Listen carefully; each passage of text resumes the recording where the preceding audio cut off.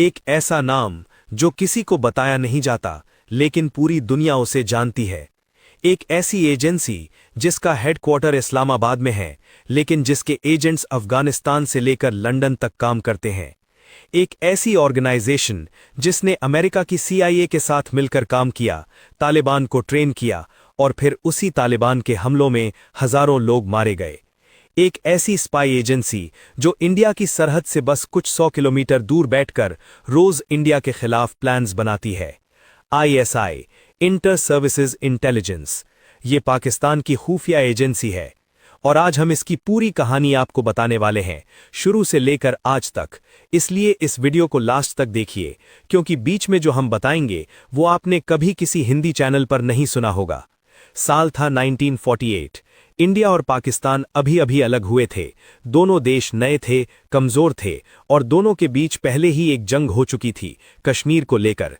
यहीं पर पाकिस्तान को ये एहसास हुआ कि सिर्फ आर्मी से काम नहीं चलेगा, दुश्मन के घर के अंदर झांकना होगा, उसकी प्लान्स जाननी होंगी, उसके लोगों को तोड़ना होगा। और फिर इसी सोच से जन्म हुआ ISI का। ISI का फुल फॉर्म है इंटर सर्विसेज इंटेलिजेंस, यानी तीनों आर्म्ड फोर्सेज, आर्मी, नेवी और एयरफोर्स को मिलाकर एक इंटेलिजेंस एजेंसी। इसका हेडक्वार्टर है इस्लामाबाद में। इसके करीब 10,000 से ज्यादा ट्रेंड ऑफिसर्स और हजारों इन्फॉर्मेंट्स जो दुनिया भर में फैले हुए हैं। लेकिन ISI सिर्फ एक स्पाई एजेंसी नहीं है, ये पाकिस्तान की असली सरकार है। बहुत से लोग ऐसा मानते हैं कि जब भी पाकिस्तान में कोई बड़ा फैसला होता है, चाहे वो इलेक्शन हो, प्राइम मिनिस्टर हो या फॉरेन पॉलिसी हो, ISI का हाथ उसमें होता ही है। पाकिस्तान के कई प्राइम मिनिस्टर्स ने खुद कहा है कि ISI उनकी सुनती नहीं, बल्कि ISI जो चाहती है वही होता है। तो ये सिर्फ एक स्पाई एजेंसी नहीं है, ये एक शैडो गवर्नमेंट भी है। 1979 सोवियत संघ यानी USSR ने अफगानिस्तान पर हमला किया।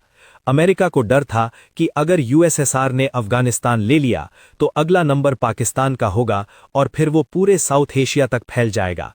इसलिए अमेरिका ने एक प्लान बनाया कि USSR को अफगानिस्तान में ही रोको, उसे वहीं थका दो। लेकिन अमेरिका खुद डायरेक्टली नहीं लड़ सकता था, इसलिए उसने एक मिडिल मैन चुना और वो मिडिल मैन था पाकिस्तान। और पाकिस्तान का असली हथियार था ISI। अमेरिका ने ISI को बिलियंस ऑफ डॉलर्स दिए, CIA ने ISI को ट्रेन किया, वेपन्स दिए, टेक्नोलॉजी दी, जिसके बाद ISI ने इन पैसों और वेपन्स से अफगानिस्तान में एक आर्म्ड ग्रुप तैयार किया जिन्हें कहा गया मुजाहिदीन। ये मुजाहिदीन अफगानिस्तान में USSR के खिलाफ लड़े और धीरे धीरे USSR को वहां से भागना पड़ा। 1989 में सोवियत फौजें अफगानिस्तान से वापस चली गईं, अमेरिका जीत गया और ISI को क्रेडिट मिला। लेकिन असली खेल यहीं से शुरू हुआ। वो मुजाहिदीन जिन्हें ISI ने ट्रेन किया था, वो अब पाकिस्तान के कंट्रोल में नहीं था। उनके पास वेपन्स थे, ट्रेनिंग थी और आइडियोलॉजी भी, जिसके बाद उन्हीं में से एक ग्रुप बना जिसे आज पूरी दुनिया तालिबान के नाम से जानती है। और ISI ने तालिबान को भी सपोर्ट दिया क्योंकि ISI चाहती थी कि अफगानिस्तान में उसके फ्रेंडली गवर्नमेंट रहे ताकि इंडिया को वहां पैर न जमाने मिले। अमेरिका ने जो खेल खेला था उसके नतीजे 2001 में सामने आए। 9/11 के हमलों के बाद अमेरिका को पता चला कि जिसे उसने पाला था वही उसके लिए सबसे बड़ा खतरा बन गया। और ISI वो बीच में खड़ी रही, एक तरफ अमेरिका का साथ देने का दिखावा करती रही और दूसरी तरफ तालिबान को सेफ हेवन देती रही। ये ISI की सबसे बड़ी ताकत है, दोनों तरफ खेलने की काबिलियत। अब बात करते हैं उस चीज की जो हर भारतीय को जाननी चाहिए। ISI का सबसे बड़ा, सबसे पुराना और सबसे जरूरी मिशन है इंडिया को कमजोर करना।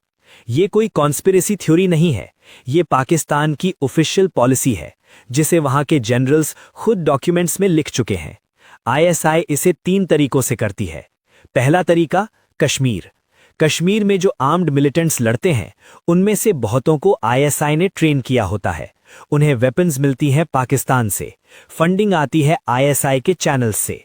लश्कर-ए-तैयबा, जैश-ए-मोहम्मद, हिजबुल मुजाहिदीन, ये सब ऑर्गेनाइजेशंस ISI के सपोर्ट से चलती है। इंडिया ने बार बार इसके सबूत इंटरनेशनल कम्युनिटी को दिए हैं, लेकिन पाकिस्तान हमेशा मुकर जाता है क्योंकि ISI का काम ही यही है, ऐसे ऑपरेट करना कि डायरेक्टली कोई प्रूफ न मिले। दूसरा तरीका 26/11 26 नवंबर 2008 मुंबई। 10 ट्रेन टेररिस्ट्स समुद्र के रास्ते मुंबई पहुंचे। उन्होंने Taj hotel, Chhatrapati Shivaji terminus, Nariman house पर एक के बाद एक हमले किए, जिसमें 166 लोग मारे गए और सैकड़ों घायल हुए। पूरा देश सदमे में था। जांच में पता चला कि ये टेररिस्ट्स पाकिस्तान से आए थे। इनकी ट्रेनिंग हुई थी पाकिस्तान में और इनका हैंडलर था पाकिस्तान में बैठा एक शख्स जिसका नाम था ज़कीउर रहमान लखवी। लखवी लश्कर ए तैयबा का ऑपरेशनल कमांडर था और लश्कर को आईएसआई का डायरेक्ट सपोर्ट मिलता है। इंडिया ने सबूत दिए जो दुनिया ने माना भी, लेकिन लखवी पाकिस्तान में आज भी आजाद घूम रहा है। उसे सालों बाद जाकर एक और केस में अरेस्ट किया गया। ये आईएसआई की शक्ति है, वो अपने एसेट्स को बचाती है, चाहे कितने भी सबूत क्यों ना हो। तीसरा तरीका, भारत के अंदर नेटवर्क। आईएसआई सिर्फ बाहर से अटैक नहीं करती, वो भारत के अंदर भी काम करती है। इंडियन इंटेलिजेंस एजेंसीज ने पिछले कई सालों में आईएसआई के हैंडलर्स को ट्रैक किया है, जो इंडिया के अंदर बैठे इन्फॉर्मेंट से कांटेक्ट करते थे।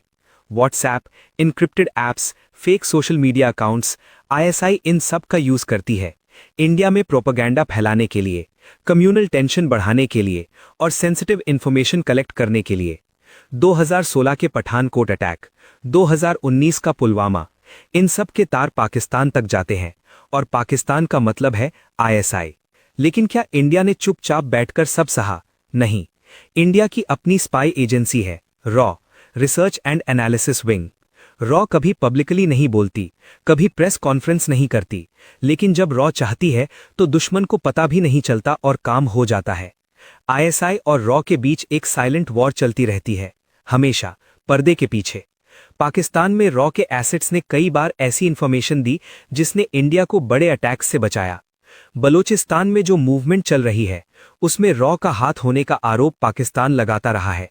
2019 में जब इंडिया ने बालाकोट एयर स्ट्राइक की, तो वो सिर्फ एयरफोर्स की कामयाबी नहीं थी, उसके पीछे इंटेलिजेंस थी, एक्यूरेट, वेरीफाइड इंटेलिजेंस। रॉ और आईएसआई की ये लड़ाई कभी खत्म नहीं होगी, क्योंकि जब तक इंडिया और पाकिस्तान के बीच टेंशन है, दोनों की स्पाई एजेंसीज एक दूसरे के खिलाफ काम करती रहेंगी। आईएसआई की ताकत क्या है? पहली बात, आईएसआई को पाकिस्तान की आर्मी का फुल सपोर्ट मिलता है। पाकिस्तान में आर्मी ही असली पावर है और आईएसआई आर्मी का हथियार है। दूसरी बात, आईएसआई के पास रिसोर्सेज हैं। सऊदी अरेबिया से फंडिंग आती है, चाइना से टेक्नोलॉजी मिलती है और अमेरिका से जब जरूरत पड़े कोऑपरेशन भी मिल जाता है। तीसरी बात, आईएसआई प्लॉजिबल डिनायबिलिटी में एक्सपर्ट है, यानी काम करो लेकिन ऐसे कि ऑफिशियली कोई प्रूफ ना रहे। लेकिन आईएसआई की कमजोरियां भी हैं। आईएसआई ने जो मॉन्स्टर्स बनाए, तालिबान, डिफरेंट मिलिटेंट ग्रुप्स, वो कभी कभी आईएसआई के खुद के खिलाफ हो जाते हैं। पाकिस्तान में टीटीपी यानी तहरीक-ए-तालिबान पाकिस्तान ने आईएसआई के ऑफिसर्स तक को निशाना बनाया है और अब इंटरनेशनल प्रेशर बढ़ रहा है। एफएटीएफ यानी फाइनेंशियल एक्शन टास्क फोर्स ने पाकिस्तान को ग्रे लिस्ट में रखा। दुनिया जान रही है कि आईएसआई क्या करती है। आईएसआई आज भी ताकतवर है, लेकिन उसकी ताकत धीरे धीरे चैलेंज होने लगी है। तो ये थी आईएसआई की पूरी कहानी। एक ऐसी एजेंसी जो सीआईए की मदद से बड़ी हुई, जिसने तालिबान को जन्म दिया, जिसने इंडिया के खिलाफ दशकों तक प्रॉक्सी वॉर लड़ी और जो आज भी एक्टिव है। अब एक सवाल आपसे, कमेंट में बताओ कि आपके हिसाब से कौन ज्यादा डेंजरस है, आईएसआई या मोसाद? नीचे कमेंट करो और अगर आपको लगता है कि ये वीडियो किसी को देखनी चाहिए तो शेयर करो। सब्सक्राइब बटन दबाओ और बेल आइकन ऑन रखो, क्योंकि अगले वीडियो में हम कंपेयर करने वाले हैं raw versus Mossad versus CIA, तीनों दुनिया की सबसे खतरनाक स्पाई एजेंसीज एक वीडियो में। धन्यवाद। जय हिंद।